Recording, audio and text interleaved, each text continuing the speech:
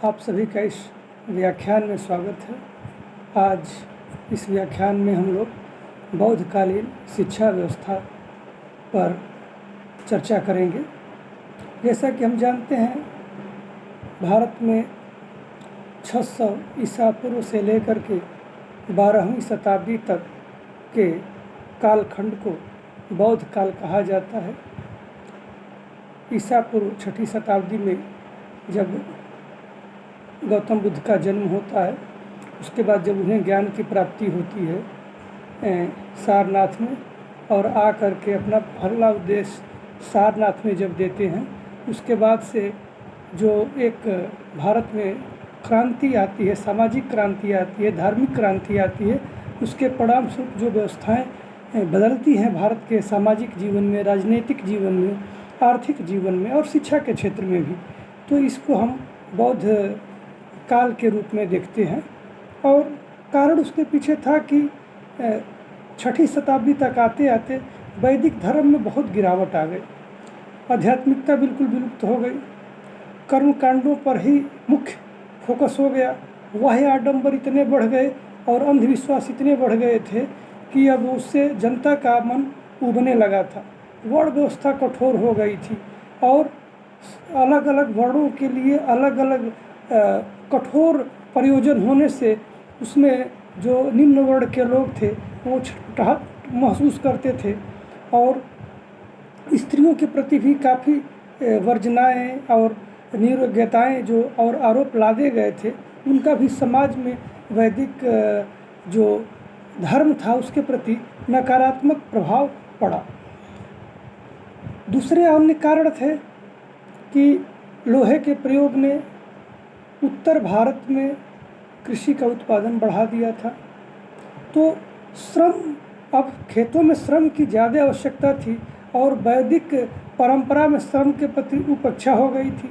अच्छा, प्रोडक्शन जब बढ़ा था, उत्पादन बढ़ा कृषि का, तो व्यापार भी बढ़ा और बहुत से वैश्यों ने अत्यधिक संपत्ति अर्जित की, जिसके चलते उन्हें भी समाज में प्रतिष्ठा चाहिए थी और उन्हें ब्राह्मण और क्षत्रिय के बराबर प्रतिष्ठा नहीं प्राप्त होती थी, तो वो उनका झुकाव फिर अन्यत्र की तरफ हो गया।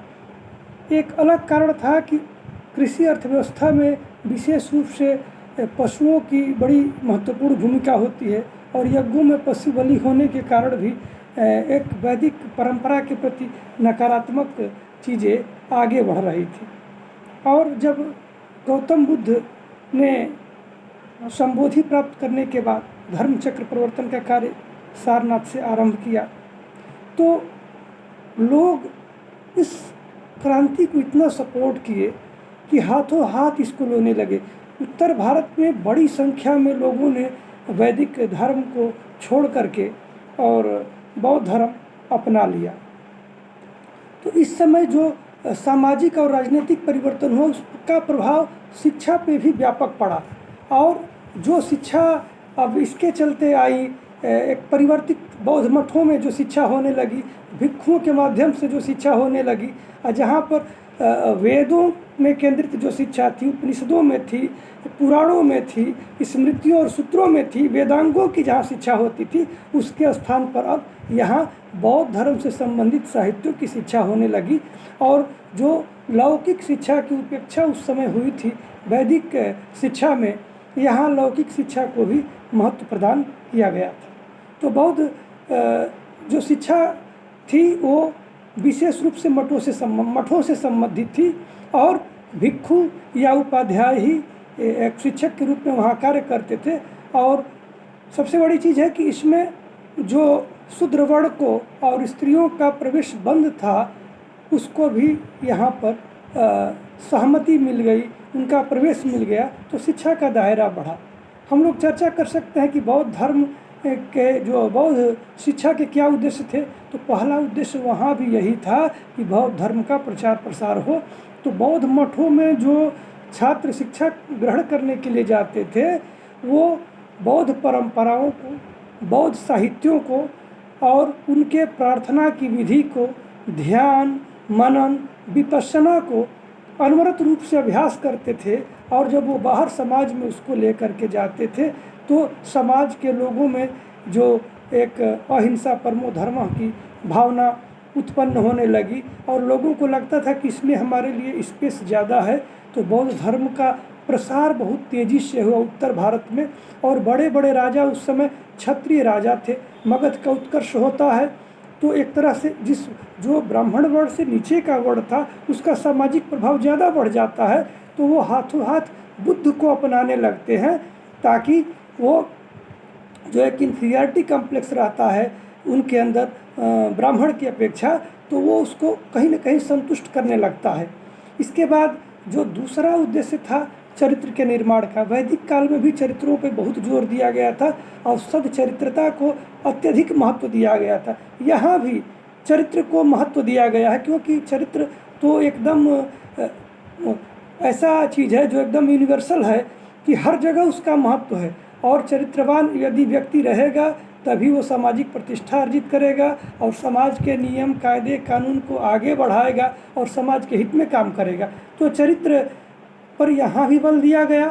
सादा जीवन, ब्रह्मचर्य का पालन, नैतिकता का पालन, एक आदर्श चरित्र के निर्माण पर वो चूँकि एक रूटीन में रहना होता था। बौद्ध मठों में भी जो छात्र प्रवेश करते थे उनका एक दैनिक रूटीन फॉलो करना होता था और जब उनका वो अभ्यास कर लेते थे तो फिर उनका जीवन बिल्कुल सादा और आदर्श हो जाता था।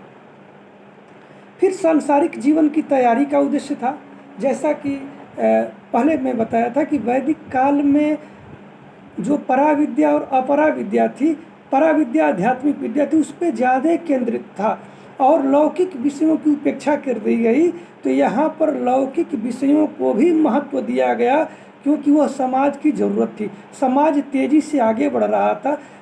जब समाज के पास पर्याप्त पूंजी हो जाती है, उत्पादन बढ़ जाता है, व्यवस्थित ढंग का शासन होने लगता है, तो निश्चित रूप से सांसारिक जीवन और सांसारिक विषयों में लोगों की रुचि बढ़ती है। वो चाहते हैं कि ज़्यादा उनके पास तकनीकी ज्ञान हो जाए, ज़्यादा शिल्प का ज्ञान हो जाए, ज़्यादा व्यवसाय का ज्ञान हो जाए। तो इसके निमित्त बौद्ध कालीन शिक्षा व्यवस्था में ये सांसारिक जीवन की तैयारी के लिए व्यवसायों की शिक्षा का विधान काफ़ी विस्तृत है और 18 शिल्पों की शिक्षा की बात की गई है, जिसमें से प्रत्येक छात्र को किसी न किसी एक शिल्प का ज्ञान प्राप्त करना आवश्यक था। इसके बाद निर्वाण की प्राप्ति। हम देखते हैं कि वैदिक काल में शिक्षा का परम उद्देश्य था मोक्ष की प्राप्ति और सभी धर्मों में आप देखेंगे तो जैन धर्म में कैवल्य की प्राप्ति और इस्लाम धर्म में निजात की प्राप्ति और क्रिश्चियनिटी में आप देखेंगे तो साल्वेशन। उसी तरह बौद्ध धर्म में निर्वाण पर कि जीवन का जो चरम लक्ष्य है, शिक्षा का जो चरम लक्ष्य है वो कैसे हासिल होगा, तो वो हासिल होगा जब हम निर्वाण की प्राप्ति के लिए प्रयास करेंगे। निर्वाण का मतलब था यहाँ पर थोड़ा सा डिफरेंट था वैदिक काल से। यहाँ सांसारिक दुखों से मुक्ति को निर्वाण कहा गया है। यह मृत्यु के बाद नहीं बल्कि व्यक्ति के जीवन में ही प्राप्त हो सकता था। फिर सांस्कृतिक संरक्षण और प्रसार का उद्देश्य बौद्धकालीन शिक्षा का एक बड़ा उद्देश्य था। हम देखते हैं कि उस शिक्षा में भी काफ़ी कुछ साहित्यिक त्रिपिटकों की रचना हो जाती है, बुद्ध चरित्र की रचना हो जाती है, इसके बाद मिलिंद पन्हों की रचना होती है।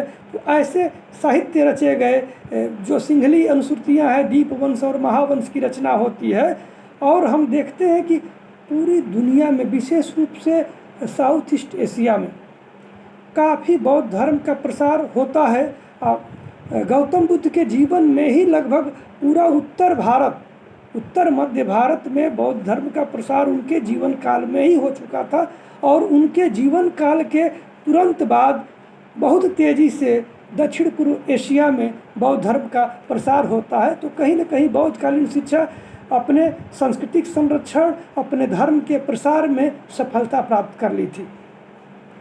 और बौद्ध काल में जो शिक्षा व्यवस्था थी उसके केंद्र थे बौद्ध मठ, जिसमें लौकिक शिक्षा, धार्मिक शिक्षा और आध्यात्मिक शिक्षा तीनों प्रकार की शिक्षाएं प्रदान की जाती थी। शिक्षा भिक्षुओं के हाथ में थी, लेकिन प्रणाली वहाँ पर लोकतांत्रिक थी। विभिन्न विषयों के विशेषज्ञों को उपाध्याय कहा जाता था और यही पीठ स्थाविर भी होते थे और कोई भी निर्णय, बौद्ध मठ का कोई भी निर्णय समितियों के माध्यम से लिया जाता था। विविध प्रकार की समितियां बनी थी जो एक विश्वविद्यालय या एक संस्था के रूप में बौद्ध मठ कार्य करते थे, तो उसमें तमाम कार्यों के लिए अलग अलग समितियां होती थी और सभी समितियां मिल करके सामूहिक निर्णय लेती थी जो जनतांत्रिक प्रणाली पर आधारित थी। तो एक तरह का एक जो मोनार्की थी वैदिक पीरियड में कि जो भी निर्णय था गुरु का ही निर्णय होगा और गुरु का निर्णय ही सर्वोच्च है। लेकिन यहाँ पर जब हम बौद्ध शिक्षा में आते हैं तो पाते हैं कि ये जो समितियों का निर्णय था वो किसी एक व्यक्ति का ना हो करके बल्कि सामूहिक निर्णय होता था। यदि हम बात करें प्रारंभिक शिक्षा की तो बौद्ध काल में प्रारंभिक शिक्षा सभी जनसाधारण के लिए उपलब्ध थी, सुलभ थी। शूद्र वर्ण के लोग भी प्रारंभिक शिक्षा प्राप्त करते थे और सभी तरह की शिक्षाएं प्राप्त करते थे। प्रवेश के समय यहाँ भी शिक्षा का कोई शुल्क का प्रोविज़न नहीं मिलता है, तो एक तरह से शिक्षा कुछ न कुछ निःशुल्क ही रही यहाँ भी। और प्रवेश के लिए 6 वर्ष के उम्र में बालकों का पवज्जा संस्कार होता था, बालक का मुंडन कर दिया जाता था और बौद्ध भिक्षुओं जा कर के बौद्ध भिक्षुओं का वो बालक माथा टेकता था और उसको त्रिशरण का पाठ कराया जाता था। और जब वो त्रिशरण का पाठ कराया जाता था तो उसमें बुद्धं शरणं गच्छामि, धम्मं शरणं गच्छामि, संघं शरणं गच्छामि के 3 बार पाठ कराए जाते थे। और ये तीनों बार पाठ करने के बाद बालक को 10 शिखापदानी यानी 10 सीलों का पालन करना अनिवार्य होता था।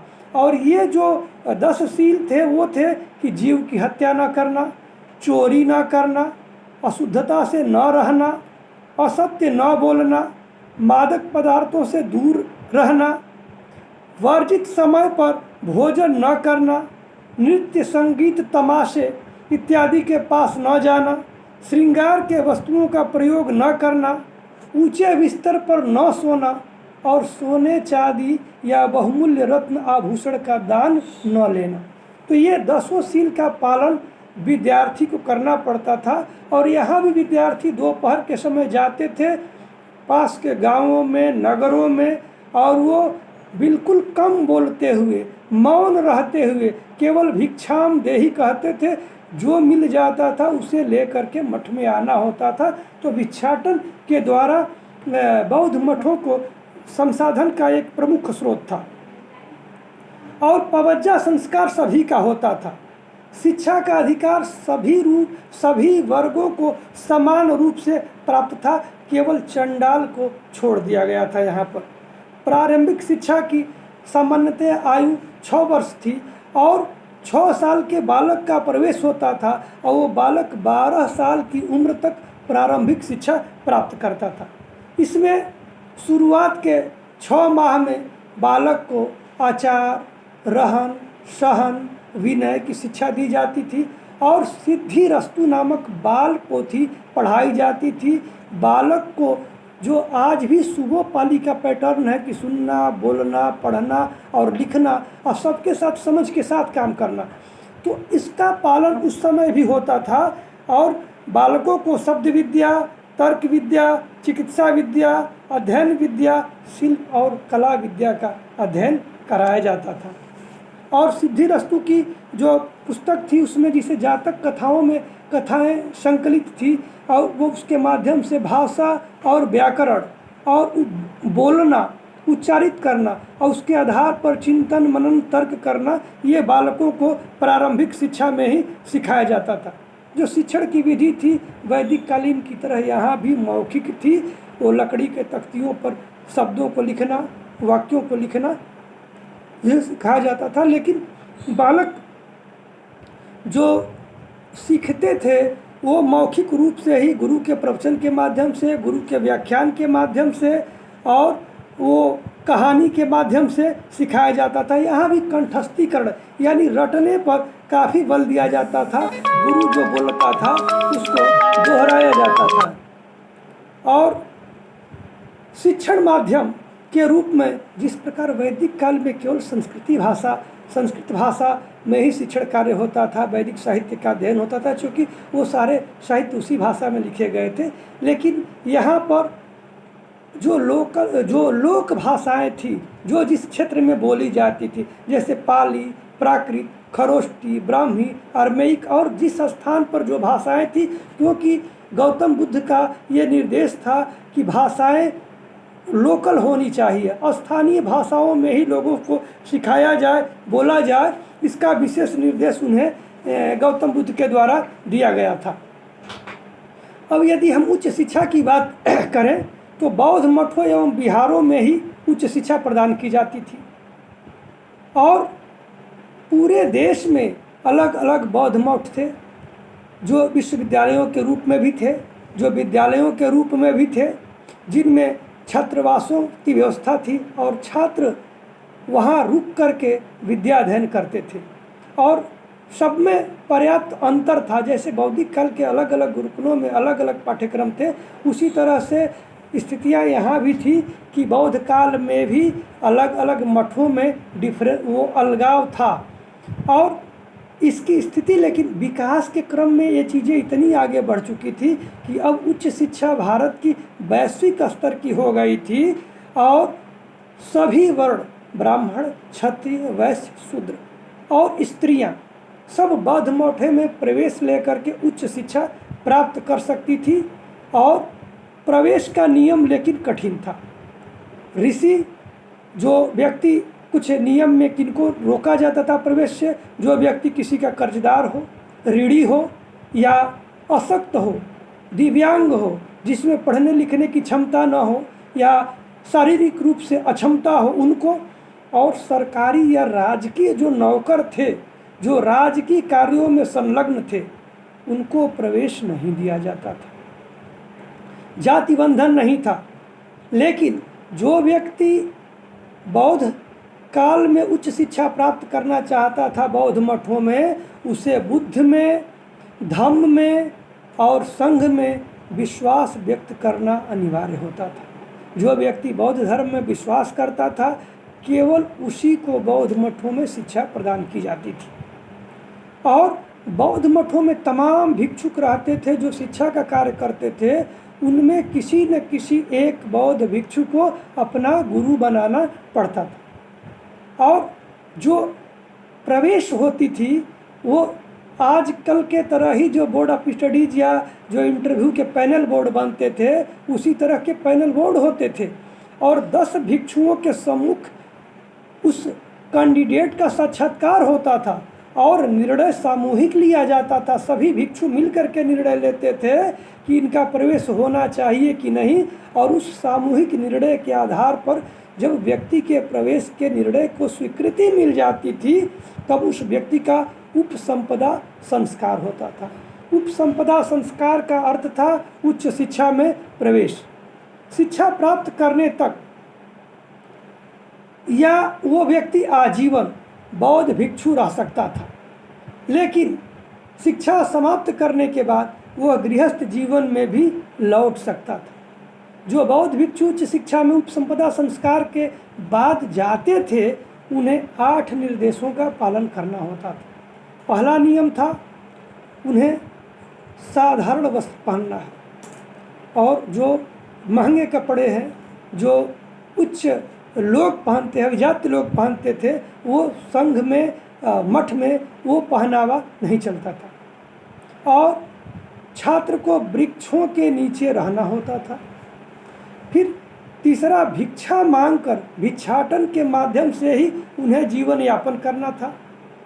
चोरी न करना था, जीव हत्या से विरत रहना था या दूर रहना था, अलौकिक शक्तियों, चमत्कार इत्यादि का दावा नहीं करना था, ब्रह्मचर्य रहना था, और सेवा भाव, जो मठ के अंदर जो सेवा कार्य जो भी होंगे उन्हें करना था।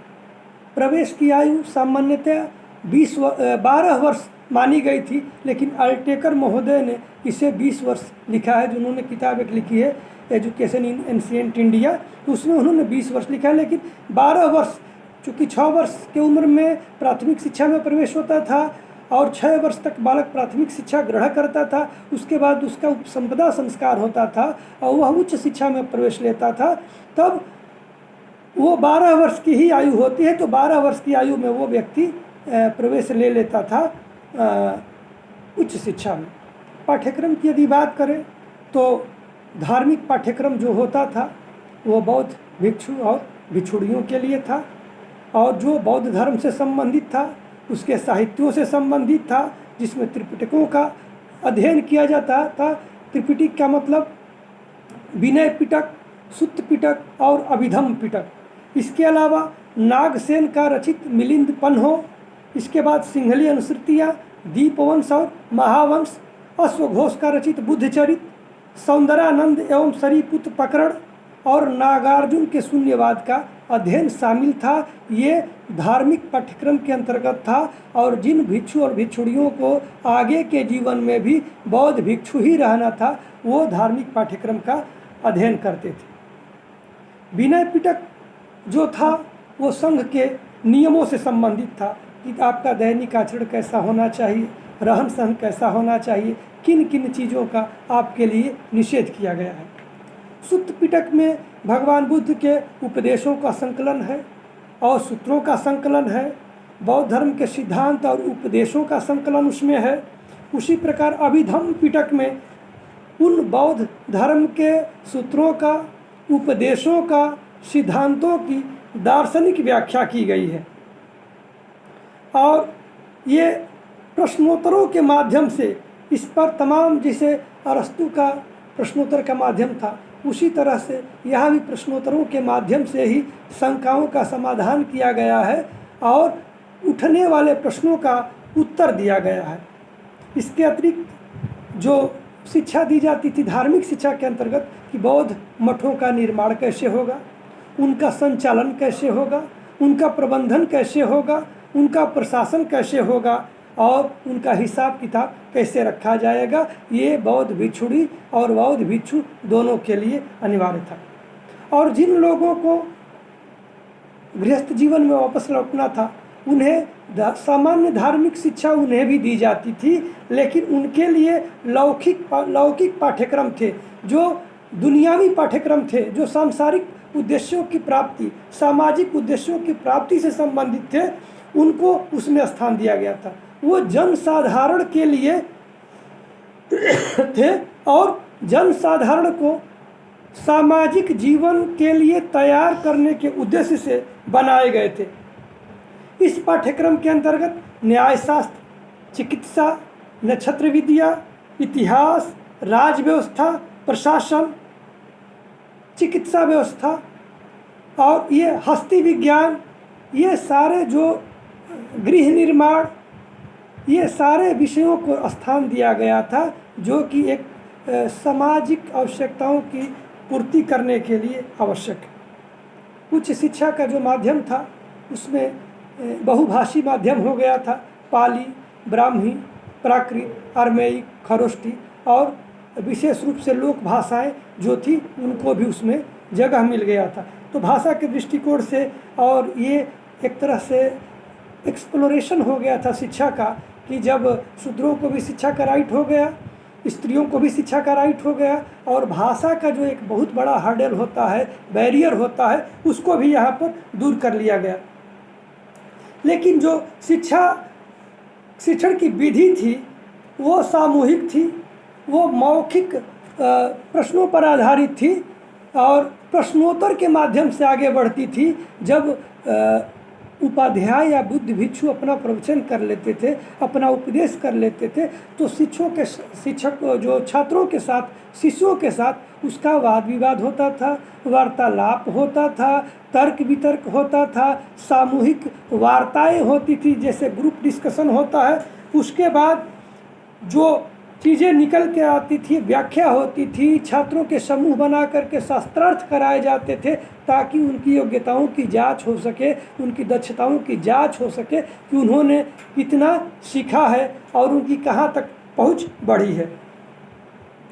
इसके बाद इसी क्रम में ह्वेन सांग को मैं कोट करना चाहूँगा, जिन्होंने अपने यात्रा वृत्तांत में लिखा है कि शिक्षक प्रकरण के अर्थ को स्पष्ट करते थे, उसका सूक्ष्म विवेचन करते थे, उस पर उठे प्रश्नों का जवाब देते थे, छात्रों को क्रियाशील रखते हुए उन्हें सिखाते थे, प्रगति के लिए कुशलता के साथ प्रवृत्त होते थे और कमज़ोर छात्रों को प्रोत्साहित करते थे।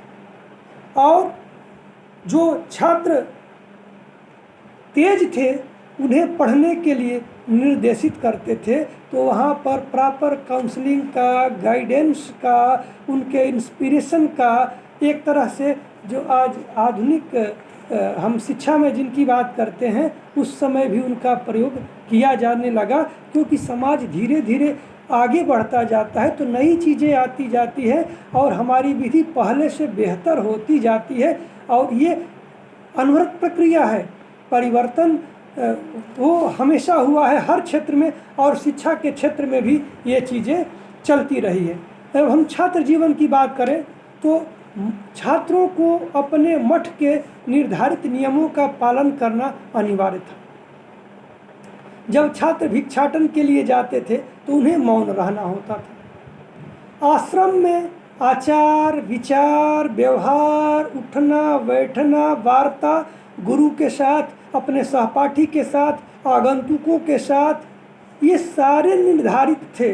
अनुशासन बिल्कुल क्लियर था कि किसको क्या करना है और किसके लिए क्या निषेध है, और छात्रों को इनका पालन करना होता था। बौद्ध मठों में भिक्षाटन ही मुख्य स्रोत थी। छात्रों के लिए जो खर्च था उसको वहन करने का, तो सादा भोजन ही छात्रों के लिए उपलब्ध था, और यह ऐसा निर्देश भी था। उन्हें कम वस्त्र पहनना होता था। अमूमन वो त्रिशिविरा या चीवर पहनते थे, जो मैरून कलर का चीवर हम लोग देखते हैं बौद्ध भिक्षुओं के लिए, उसी कलर का वो छात्र भी पहनते थे, जिसको त्रिशिविरा या चीवर कहा जाता था। अनुशासन, जो 10 आदेश की मैं चर्चा किया हूँ छात्रों के लिए, जो 10 नियमों का पालन करना होता था, और संपदा के बाद जो 8 नियम उनको दिए जाते थे, इनका कठोरता के साथ पालन होता था। अगर आपने अनुशासन तोड़ा तो उस पर समितियाँ विचार करती थी, और समितियों को लगा कि यह बिल्कुल गलत है और यह छात्र मठ में रहने के लिए लायक नहीं है, तो मठों से निष्कासन होता था। और मठों में गुरु और शिष्य मर्यादित जीवन जीते थे, अनुशासित जीवन जीते थे, शीलवान जीवन जीते थे, और जो उनका आचरण होता था वो समाज की मर्यादा और मठ की मर्यादा के अनुरूप होता था। गुरु और शिष्य के संबंध में यदि बात करें तो यह बिल्कुल सौहार्दपूर्ण था। शिष्य बहुत श्रद्धावान होता था और गुरु बड़ा केयरफुल होता था अपने शिष्य के प्रति, और यह विश्वास एवं कर्तव्य पर आधारित था। जैसे पिता और पुत्र का संबंध होता है, मैंने वैदिक काल में भी ये बात बताई, गुरुकुलों में भी ऐसा होता था, बौद्ध मठों में भी ऐसा ही होता था। और जो शिष्य था उसके कर्तव्य होते थे गुरु का सेवा करना, गुरु के सेवा के बाद पीछे चलना, गुरु के लिए सामग्रियां जुटाना, जल जुटाना, दातुन जुटाना, साफ सफाई करना, गुरु के कपड़े धोना, ये सारी चीज़ें जो भी एक पुत्र अपने पिता के लिए कर सकता था, मठ में छात्र भी अपने गुरु के साथ वैसा ही व्यवहार करते थे।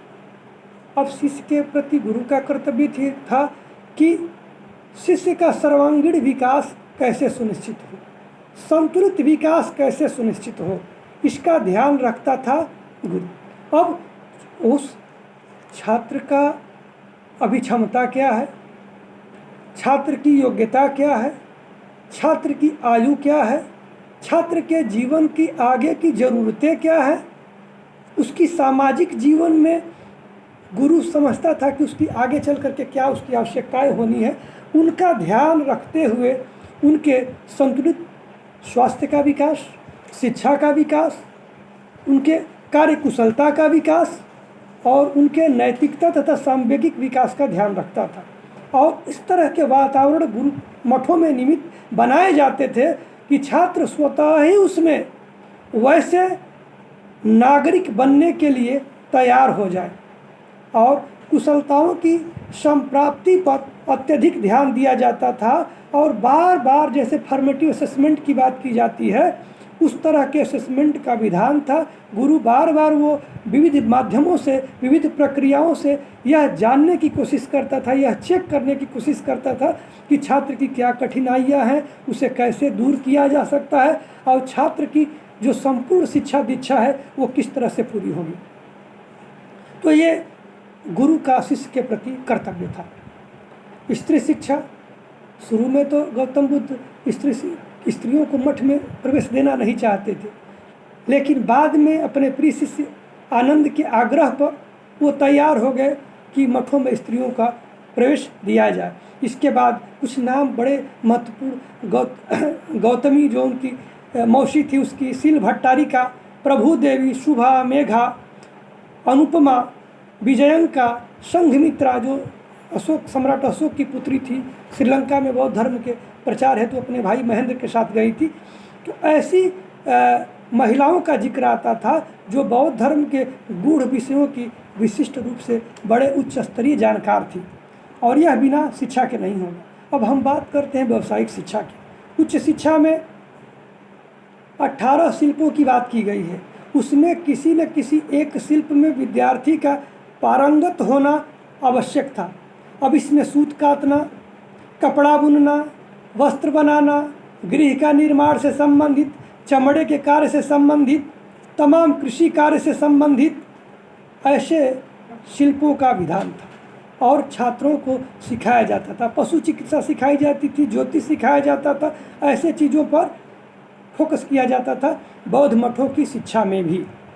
फिर ललित कला के अंतर्गत डेकोरेटेड बिल्ड, जिसे सुसज्जित भवनों का निर्माण, भवनों का सुसज्जन, मूर्ति कला और चित्रकला की शिक्षा पे भी ध्यान दिया गया काफ़ी, क्योंकि उसी समय गंधार कला शैली और जो बनाने की, मूर्ति बनाने की, अमरावती में ये मूर्ति बनाने की जो कला विकसित होती है, फिर मथुरा में भी वो बौद्ध काल में ही ये मूर्ति बनाने की कला विकसित होती है। तो निश्चित रूप से ललित कलाओं पे भी, और नृत्य, वादन, गायन इत्यादि का भी हम जिक्र करते हैं, क्योंकि उस समय के समाज में इसे बड़े अच्छे और प्रतिष्ठित पेशे के रूप में देखा जाता था। इसलिए इनका भी कहीं न कहीं मठों में तो नहीं लेकिन बाहर इनका शिक्षा प्रदान की जाती थी। इसके बाद चिकित्सा शिक्षा। आयुर्वेद का विकास बौद्धकालीन शिक्षा के अंतर्गत ही हुई, जिसमें हम नाम ले सकते हैं चरक का, सुश्रुत का, धन्वंतरी का। और तक्षशिला में, जो तक्षशिला विश्वविद्यालय के स्तर का हो गया था, वहाँ पर 7 वर्ष की चिकित्सा शिक्षा की उपाधि प्रदान की जाती थी और छात्र रह करके संपूर्ण रूप से हर प्रकार के रोगों की चिकित्सा को सीखता था। और व्यवसाय की शिक्षा पर यहाँ वैदिक काल में जहाँ धर्म की शिक्षा पर बहुत ज़्यादा बल था, बौद्धकालीन शिक्षा में व्यवसायों की शिक्षा पर बल दिया गया। और यही कारण था कि आप जब एंगस मेडिसन की किताब देखते हैं, द वर्ल्ड इकोनॉमी, वो Millionaire history of world economy जब देखते हैं तो पाते हैं कि कहीं न कहीं व्यावसायिक दक्षता इतनी हो गई थी भारत की कि वह 36% पूरे विश्व जीडीपी का उत्पादन करता था। यह हमारी शिक्षा विशेषता की देन थी। और एक बात